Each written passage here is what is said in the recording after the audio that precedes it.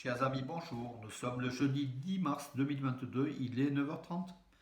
Quelques news de l'Arménie, de l'Artsakh et de la diaspora arménienne. Tout d'abord, le Premier ministre arménien Nikol Pachinian, avec une délégation gouvernementale, est à Paris depuis hier euh, pour participer à un forum entre la France et l'Arménie, en fait une conférence France-Arménie de développement économique, politique et tout le reste culturel.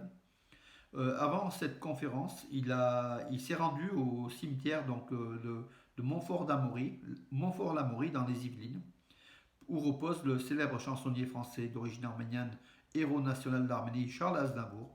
Le Premier ministre arménien a déposé des fleurs devant la tombe de Charles Aznavour. Il était accompagné du ministre des Affaires étrangères Arat Mizoyan, de l'ambassadrice d'Arménie Asmik Dolmadjian, l'ambassadrice à Paris, hein, voilà, et de la ministre de la Santé, de plusieurs autres ministres et membres du gouvernement. Voilà. L'Arménie a rendu hommage à Charles Aznavour, celui qui était le trait d'union entre la France et l'Arménie, entre l'Arménie et le monde. Voilà donc un bel hommage que l'Arménie n'oublie jamais, donc Charles Aznavour. Ensuite, donc Nicole Pachinian et son groupe, en fait gouvernemental, ont participé à la conférence France oui, perspective de coopération France-Arménie qui s'est déroulée à Paris en présence bien sûr de Nicole Pachinian, Arat Mizoyan, le chef de la diplomatie arménienne, également le président français Emmanuel Macron qui a réalisé une conférence commune avec Nicole Pachinian et qui a bien sûr loué les très bonnes relations entre la France et l'Arménie. De son côté, Nicole Pachinian a également affirmé que les relations entre la France et l'Arménie étaient bonnes et que la France était l'ami de l'Arménie. Il a aussi salué Paris pour son rôle, le rôle de la France dans les efforts de médiation pour le règlement du conflit du Haut-Karabakh. Voilà. Bien sûr, les relations sont bonnes entre la France et l'Arménie. Le seul élément, c'est que lors de la guerre de l'Artsakh de 44 jours, la France n'est pas intervenue. Il y a eu bien sûr quelques propos, quelques déclarations de la France, mais militairement, l'Arménie a été laissée à son sort et on a compté des milliers et des milliers de soldats, de jeunes soldats arméniens tués lors de cette guerre.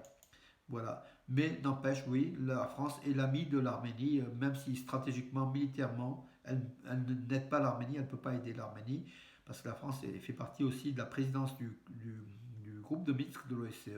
Et Le Drian est tout à fait opposé à au fait d'aider les Arméniens, qui pour lui sortirait la France de sa nécessaire neutralité. Voilà, c'est aussi une manière de se protéger. Donc le Drian n'a pas été l'ami de l'Arménie. Hein, voilà. Entre-temps, donc donc les Azéris continuent à tirer sur des villages arméniens, sur la partie proche d'Askeran, euh, donc sur la route de Khramot Nakhichevanik, oui, Khansinak Karmil Shuga, près d'Askeran et Martouni.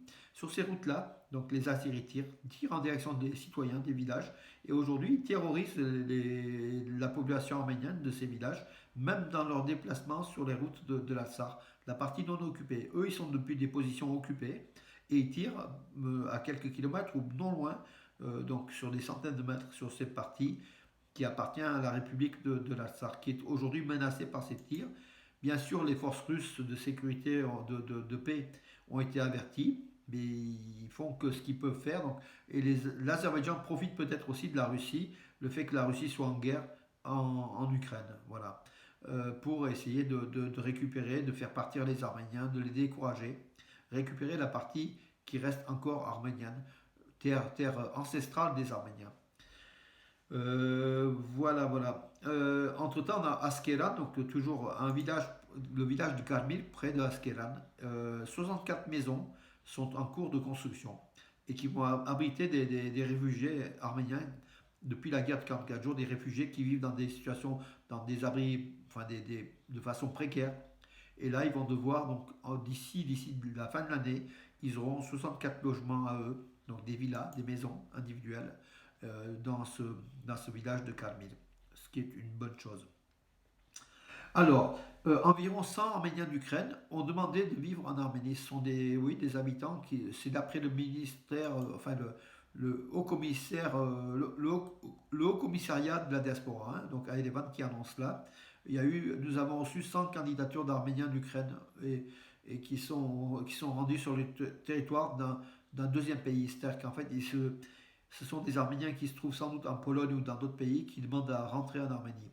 Pourtant, en Slovaquie, donc 134 Arméniens d'Ukraine se sont réfugiés en Slovaquie, d'après le consul d'Arménie en Slovaquie. Et de ces 134, seulement 5 désirent rentrer en Arménie. Tout le reste désire rester en Slovaquie ou dans des pays européens pour bénéficier aussi d'une couverture peut-être plus importante, hein. L'Europe attire bien sûr cette immigration. Donc ces Arméniens d'Ukraine vont profiter de l'occasion pour trouver asile peut-être en France, hein, ou dans d'autres pays, à prévoir donc un afflux de cette émigration suite à la guerre en Ukraine. Voilà, donc entre-temps, donc, comme je vous l'ai dit hier, plusieurs milliers de Russes et Arméniens de Russie sont installés en Arménie pour fuir toutes les mesures de rétorsion, toutes les mesures qui ont frappé donc la Russie. L'Arménie n'est pas frappée, les banques fonctionnent, le système d'information fonctionne et beaucoup de start-up de ces Russes qui ont créé ou qui ont installé leur société de start-up en Arménie.